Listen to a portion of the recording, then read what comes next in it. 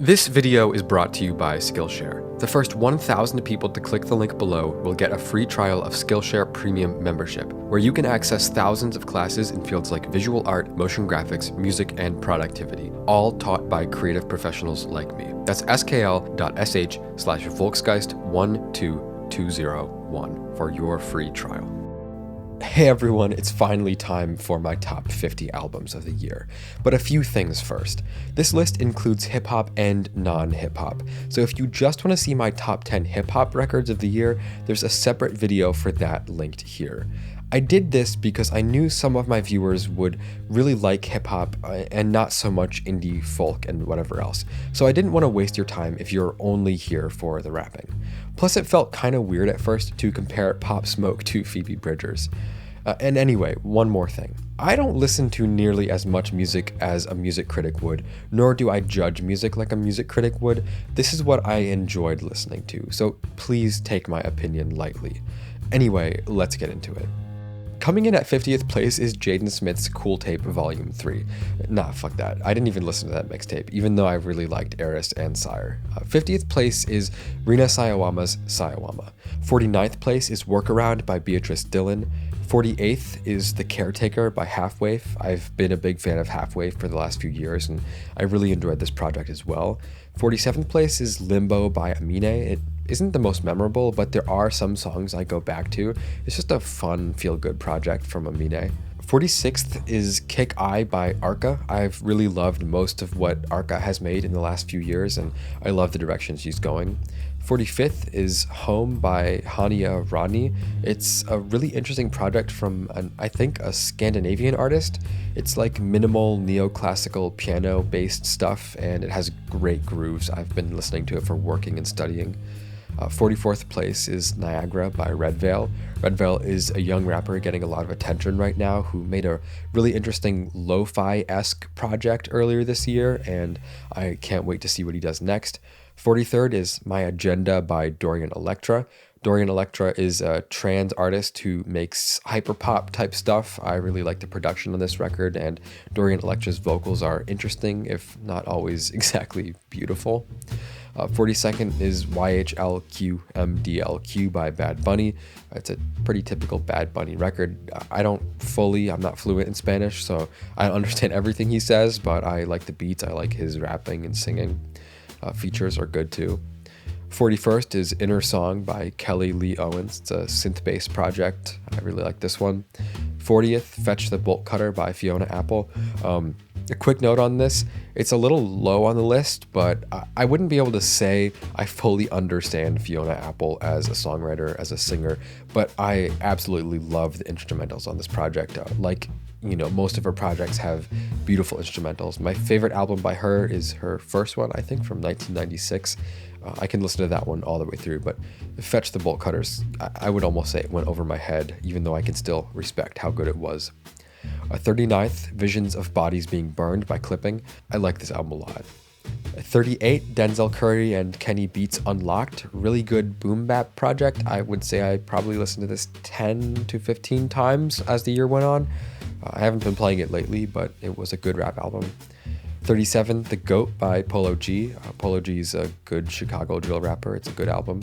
36, Miles, Blue in Exile. 35, Heaven or Hell, Don Toliver.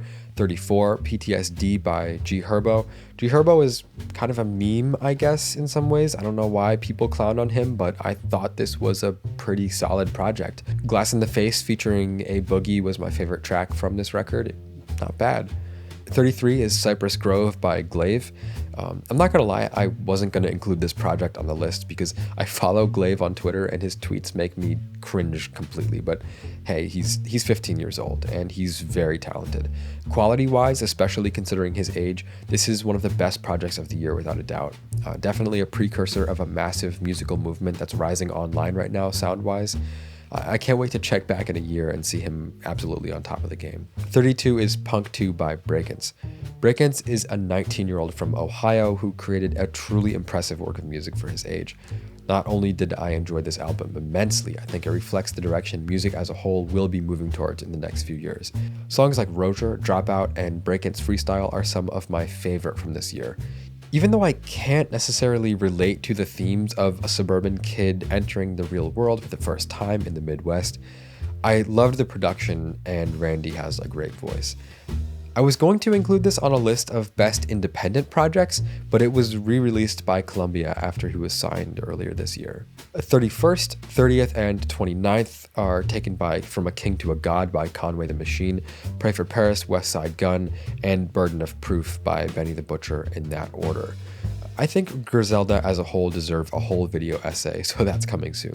For now, I can say I respect their work very much, and Burden of Proof was my favorite from the trio. 28th is Dutch from the 5th by Dutchavelli. I don't normally cover or even listen to UK hip-hop, but I did enjoy Dutchavelli's album a lot. I don't know if I can really give any meaningful commentary on UK drill or even this album specifically, but there was a lot I liked about it and I've been playing it over a few times a month. I like how UK beats have more subdued bass and faster drums. I also enjoyed the project's songwriting and subject matter. Dutch reflected on the past, but he was hopeful for the future too, and that's a feeling I can relate to. UK drill is definitely something I want to listen to more in 2020. Number 27, Heavy Light by US Girls. US Girls' latest record takes inspiration from Patti Smith, David Bowie, and Bruce Springsteen while reflecting on our contemporary conception of childhood trauma. The idea behind this record is simple. It's a poignant album with a beautiful beginning, a startling end, and I enjoyed it the whole way through. Number 26 is Industry Games by Chica. I thought Industry Games had really funky beats, great harmonies, it was a fun album. While the title track was definitely the most popular song of this project, literally every track off this album is good, short and sweet, motivating and positive. Chica definitely has a future in the music community if she can keep this level of quality up. Number 25 is Mordecai by KHRUANGBIN. It's another solid KHRUANGBIN record with almost infinite replay value. Drawing inspiration from post-rock, dub, and world music, this record serves to create a mood, an aesthetic, and they do that very well. It's great music to just sit back and relax to. Number 24 is Songs and Instrumentals by Adrienne Lenker. I don't know if Adrienne Lenker's voice will ever fully click in my mind as something I can enjoy by default, but I can truly respect her songwriting and the way that she's evolved over time as a lyricist. Songs and Instrumentals reflects on loss, solitude, and memory, in some ways making it a fit companion for the past year. Number 23 is Mixing Colors by Roger Eno and Brian Eno. Mixing Colors is a beautiful ambient album by the brothers Roger Eno and Brian Eno. Besides timeless classics like the Minecraft soundtrack and Brian Eno's own music for airports, this was probably my most listened to ambient record of the year. Soft tones and short tracks make for an immersive experience if you have the patience for a project as low-key as this.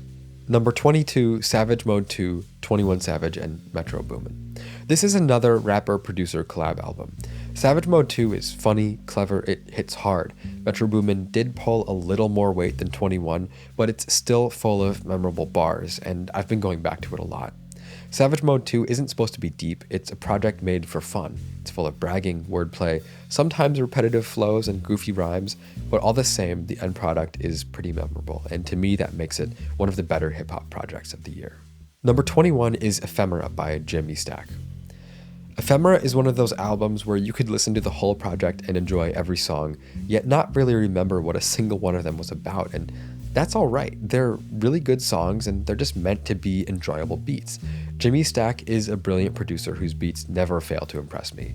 Features from Empress of, Bon Iver, Ant Clemens, and Casey Hill kept the album really interesting, and I know I'll keep coming back to this project for driving music or something to play at a party whenever those come back into existence. Number 20 is The Ascension by Sufjan Stevens. Instrumentally, Sufjan Stevens' latest project, The Ascension, is impressive. Lyrically, Sufjan is tackling difficult subjects, trying to get over his anxieties and fears, just like he has been for the last couple of releases. I do think he was a bit more anxious and worried than he usually would be on this project. I love the prayer-like qualities of Carrie and Lowell, and I think that's kind of missing here in some ways. Songs on the Ascension are faster, his vocals are harder to understand. That being said, this is still an absolute classic Sufjan Stevens album. His thoughtfulness and poignance are so hard to find anywhere else. This album still makes the list, even if it's not what I expected. Number 19 is How I'm Feeling Now by Charli XCX. How I'm Feeling Now has a bunch of really fun songs, but I think you can tell it was made quickly and without much overarching structure in mind. Not that that's a bad thing, it's not. I do think the sound of the album is maybe a bit more important and will have a greater lasting impact than the songs themselves, but that isn't necessarily a bad thing either. But only time will tell if the sound of Charli XCX's latest record is a prediction or a short-lived experiment. Personally though, I do think a lot more music will be taking hints from Charli XCX and her friends in the near future. Number 18 is Suddenly by Caribou. Dan Snaith's Caribou project is my favorite synth project right now. Look, he has a PhD in mathematics, he used to be a teacher, and his music reflects that with extreme dedication and attention to detail throughout. There's so much structure and planning that goes into each song. They completely grab your attention and don't let go. The music is hypnotic, ethereal, and wistfully brilliant. I could listen over and over for days if I had the time to truly dive into Suddenly. Tracks 2, 3, and 12 ended up being a few of my favorites. Number 17 is Circles by Mac Miller. It's hard to rank Mac Miller's final album because it's so specific to him. It's almost more funky and jazzy than hip-hop, but Circles shows Mac either way trying to reach higher and escape his pain. It's like an alternate ending to a story that we've already seen the conclusion of, and as tragic as that reality may be, Circles is the perfect send-off to one of the most brilliant musicians of the last decade who left us far too soon. While it yo-yos between happiness and depression, it remains calm and relaxed the whole way through in traditional Mac Miller style. It's probably one of the best posthumous albums I've listened to. At 16 is Waxahachie by Saint Cloud. Saint Cloud isn't the sort of album I'd normally have on repeat, but I ended up really enjoying it after seeing a bunch of blogs cover it earlier this year. The way Katie Crutchfield creates a modern take on classic folk and Americana sounds is genuinely fun to listen to. It's not too heavily stylized and not too watered down either. The songwriting is heartfelt as well. It largely focuses on Katie Crutchfield's alcoholism and her decision to get sober. Number 15 is RTJ4 by Run the Jewels. Killer Mike and LP have always been at war with the powers that be.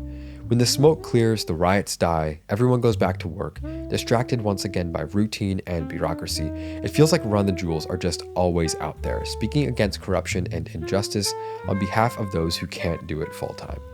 They've been dropping albums for about 7 years, and each one has been better than the last, with RTJ4 being no exception.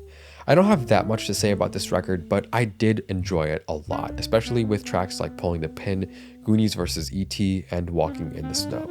This album goes hard. Number 14 is Miss Anthropocene by Grimes. Grimes had a big year away from music. She gave birth to the world's first science fiction baby, and that may have cast a bit of a shadow on her latest release, but it was actually a really interesting record. With beautiful cyborg android vocals drenched in spacey reverb, crunchy bass grooves, orchestral crescendos, and of course the out-of-left-field apocalypse folk on Delete Forever, there's a lot to like about Miss Anthropocene. It's by far the fanciest and highest production work she's put out yet, and there are a lot of political comments to be made about that, but I'm more interested in the music, and I enjoyed it a lot. The style and sound of the album is fresh, at least to my ears, and I really enjoyed tracks like Delete Forever, which is a beautiful song, and So Heavy I Fell Through the Earth. 13th place is taken by No Moon by Black Wing. Black Wing is one of many pseudonyms belonging to one of my all-time favorite artists, Dan Barrett, the man behind Have a Nice Life and Giles Corey. Throughout his career, he's been involved in a number of projects that I would describe as heavy vocal ambient. His music is mixed as if the listener should feel like they're underwater. It sounds high up and far away, as if its light, airy synths are sonic sunrays peering down into the depths below. No Moon is no exception to this tradition, though it mixes a fair bit of harsh noise in as well. The track Always a Last Time ended up being my favorite, repeating 3 lines over and over on top of thin chord progressions that grew deeper and more vast as the time passed. Dan meditated on the impossible paradox of wanting to love and be loved without getting hurt. Overall, the record paints a picture of a man very much stuck in his own head with no way out. In many ways, it was almost perfect for this year. Associated art was dark and reminiscent of the Inferno woodcuts by Gustave Doré, a personal favorite style of mine. Remaining instrumentals flip-flop between slow ambient grooves and frantic distorted cacophony. Like Dan Barrett's previous work, I keep coming back to this project as the perfect companion for occasional anxiety or depression. For number 12, I chose The Slow Rush by Tame Impala. The Slow Rush came out just a few weeks before lockdowns started in the US, so for me, I almost entirely pushed it out of my mind. But looking back on it, it hits even harder than I remember earlier in the year. Now, months into isolation, I think most people have been doing quite a bit of reflection, and with that being the primary theme of The Slow Rush, the passage of time and life changes that come with it, I have a much bigger respect for the album than I did before. On Track might be one of my favorite songs of the year for the way Kevin was able to tell a story about optimism in the face of unlikely odds. Overall, it was a beautiful introspective work that's almost bittersweet in a way. 11 is Kid Cudi's Man on the Moon 3. I'm not going to pretend Man on the Moon 3 is a really deep or revelatory listening experience, and I don't think that's what Kid Cudi intended it to be either. It is really cathartic to listen to his emotional songwriting, and I think we can all relate to his battle between inner self and outer world in some way or another. Beat selection on this record is super consistent, giving it a beautiful, overarching, spacey atmosphere with colorful, relaxing melodies. Features from Phoebe Bridgers, Skepta, and Pop Smoke are great too. Overall, it was a more than satisfying return to form for Kid Cudi, after a period of artistic and personal lows, though I do think the beats were a bit more satisfying than Cudi's actual songwriting. Even though it was cathartic and relatable, it was sometimes almost too literal. Womb is Purity Ring's first album in 5 years, and at 10th place, it's a truly gorgeous display of synth work, pop songs, ethereal atmosphere, and gorgeous vocals. They disappeared for so long I had almost forgotten about them, but Womb has become one of my most listened to albums of the year without a doubt. This record is so consistent and cohesive, I think Purity Ring have reached an impressive new level of artistic maturity. It also presents excellent reflections on womanhood, as their music often does, exploring subjects of shame, beauty, and passion through the eyes of a woman. It's a great album with fresh sounds, beautiful original production, and a wonderful sense of pace throughout that keeps it very interesting to listen to all the way through. For number 9, I chose We Will Always Love You by the Avalanches.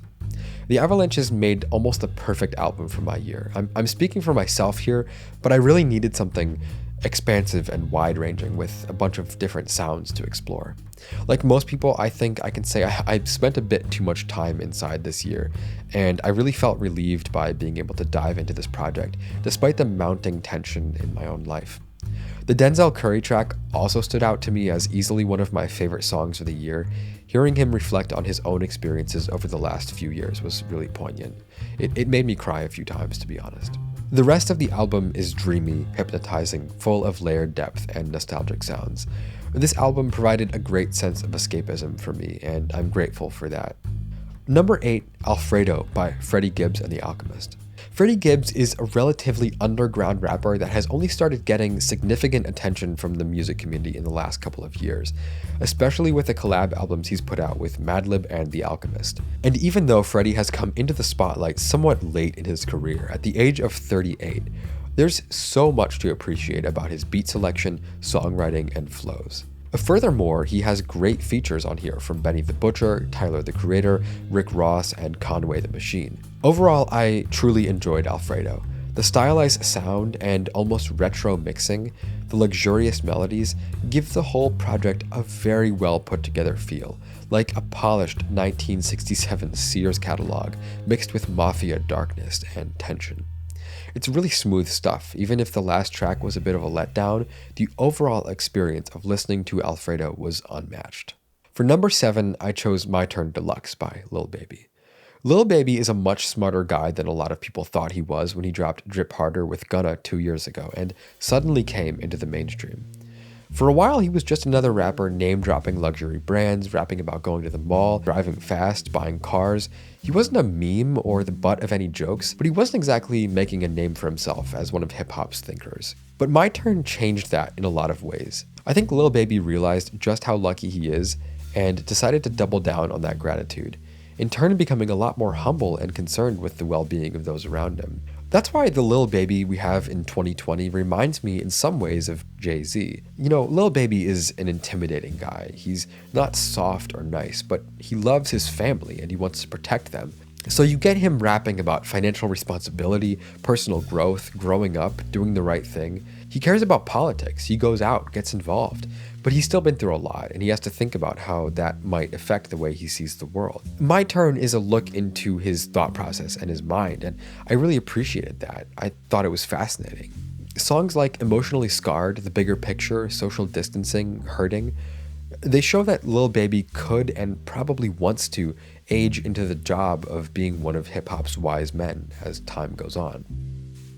Number 6 is Windswept Adan by Ichiko Aoba.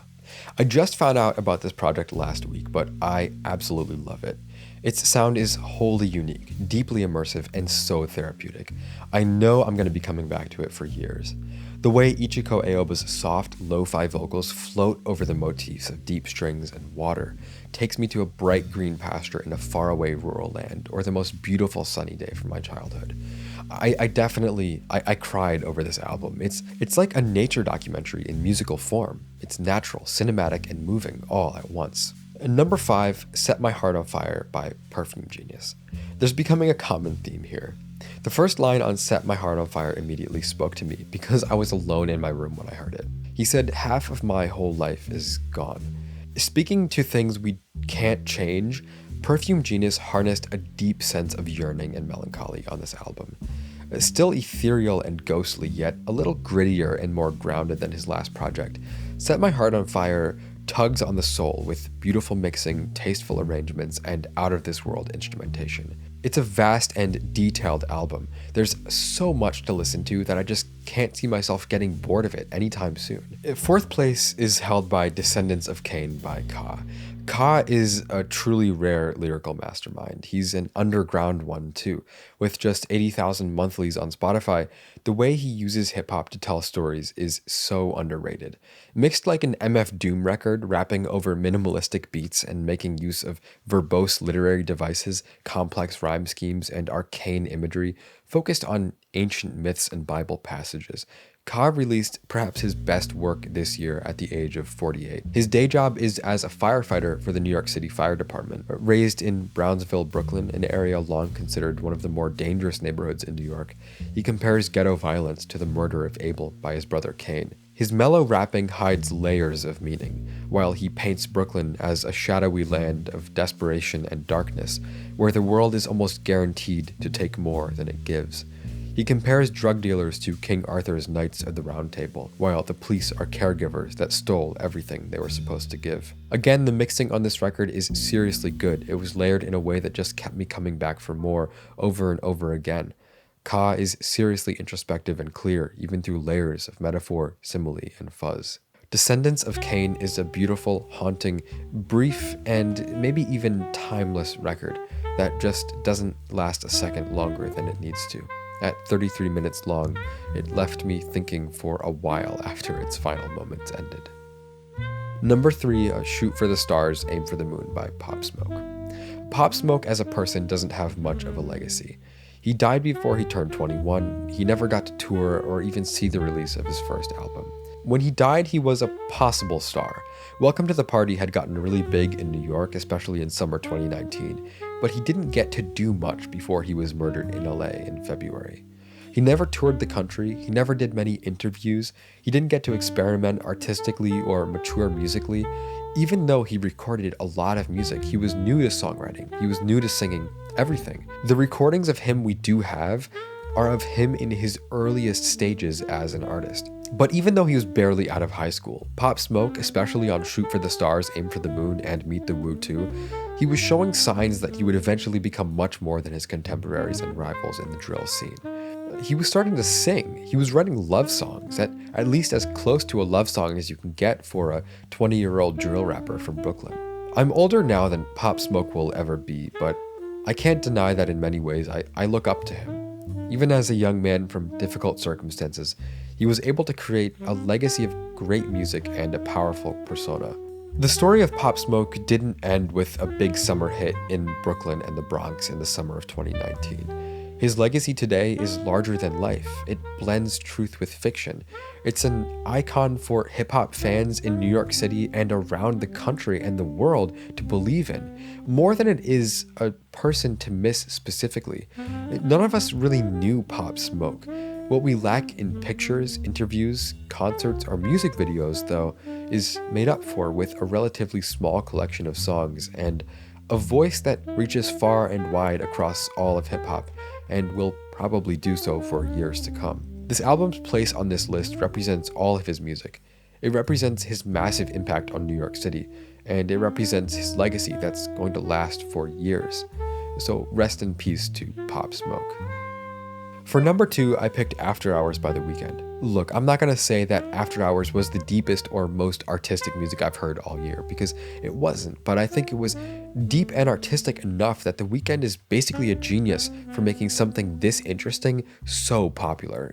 Billions of streams on something this sonically experimental, at least for a pop record, is just an amazing achievement. Songs like Heartless, Faith, Snow Child, and Until I Bleed Out are great new wave tracks, and his collaborations with Metro Boomin and Monotrix Point Never added a lot to the sound of this project. After Hours is a huge step for The Weeknd as an artist. It was a fresh sound for pop music, and I can truly respect that it's one of the few times I can replay a chart-topping album over and over without getting bored immediately. For me, that easily makes it one of the top albums of the year. Number 1 is Punisher by Phoebe Bridgers. For a while, I wasn't sure what to say about Phoebe Bridgers. She seemed like a pretty decent artist, but I didn't get what she was saying that no one else could. But after Punisher came out, it finally started to make sense. Her uniqueness was her. She's an honest artist who we can all relate to in some way or another. She's slightly misanthropic, sometimes a liar, pretty depressed, kind of neurotic. She finds words for feelings we often try to subconsciously ignore, let alone try to describe with poetry. So Punisher is a beautiful album with airy, folky instrumentals and the straightforward storytelling I've come to expect from Phoebe Bridgers. Half of her lyrics are mundane, but the mundanity doesn't bother me, it just is what it is. And that reflects real life too.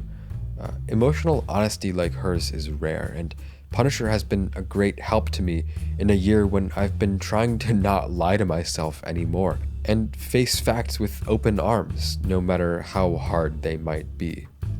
So that was my list of my 50 favorite albums from 2020. Please leave your list in the comments. You can leave 5 albums, 50, 500 if they let you. And there's another video coming tomorrow. One last video to talk about the year and just let it all out. Thanks for tuning in. I appreciate your support. Please subscribe if you enjoyed the video or follow me on Instagram for more content there. This has been Volksgeist. Thank you for watching.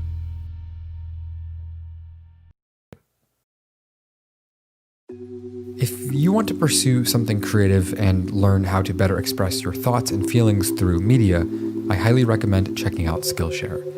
I use Skillshare all the time to help brush up on my video editing and animation skills, and I honestly can't recommend it enough.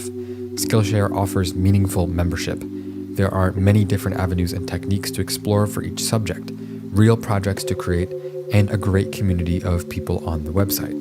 The purpose of Skillshare is to help users empower themselves and pursue real growth, creatively or professionally.